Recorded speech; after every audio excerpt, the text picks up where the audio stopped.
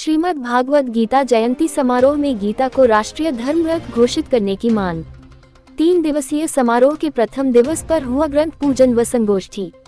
गीता के उपदेश व शिक्षाएं सैद्धांतिक रूप में जनकल्याण व मार्गदर्शन के लिए श्रीमद् भागवत कथा आयोजन समिति विद्वत समाज ब्रजमंडल के तत्वावधान में मसानी स्थित सेवादास आश्रम पर श्रीमद् भागवत गीता जयंती समारोह का आयोजन किया गया। त्रिदिवसीय आयोजन के प्रथम दिवस पर वैदिक मंत्रोच्चारण के मध्य विद्वतजनों व जनमानस ने भागवत गीता का पूजन अर्चन किया। तदुपरांत मंगलद्वीप प्रज्वलन कर वर्तमान परिप्रेक्ष्य में गीता की प्रासंगिकता विषय पर संगोष्ठी हुई। समारोह की अध्यक्षता करते हुए समिति संस्थापक पंडित अमित भारद्वाज ने कहा कि गीता के उपदेश व शिक्षाएं एक सिद्धांत के रूप में है। गीता केवल धार्मिक ग्रंथ नहीं बल्कि सार्वभौमिक ग्रंथ है। इसकी शिक्षाएं किसी धर्म विशेष, जाति विशेष, क्षेत्र विशेष व संप्रदाय विशेष के लिए नहीं बल्कि जनकल्याण के लिए है। आचार्य लालजी भाई शास्त्री ने कहा कि हमें अपनी भावी पीढ़ी को संस्कृत विषय की शिक्षा अवश्य देनी चाहिए, जिससे वह सारगर्भित रूप से गीता का अध्ययन कर सके।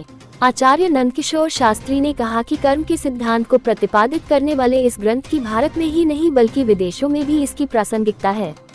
गोष्ठी में मोहन बाबा एवं समिति अध्यक्ष पंडित शशांक पाठक ने गीता को राष्ट्रीय धर्म ग्रंथ घोषित करने का भारत सरकार से मांग का प्रस्ताव रखा, जिसका सभी ने एक स्वर से समर्थन किया कि श्रीमद् भागवत गीता राष्ट्रीय धर्म ग्रंथ घोषित हो।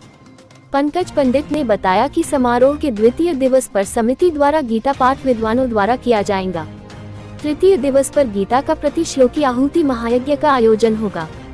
इस अवसर पर प्रमुख रूप से गोष्ठी में विचार व्यक्त करने वालों में रामू बाबा, विनोद गौड़, संजय पिपरोनिया, गोपाल शास्त्री, तरुण चोम्बाल शास्त्री, रवि शास्त्री, पवन शर्मा, अमित शर्मा आदि प्रमुख थे।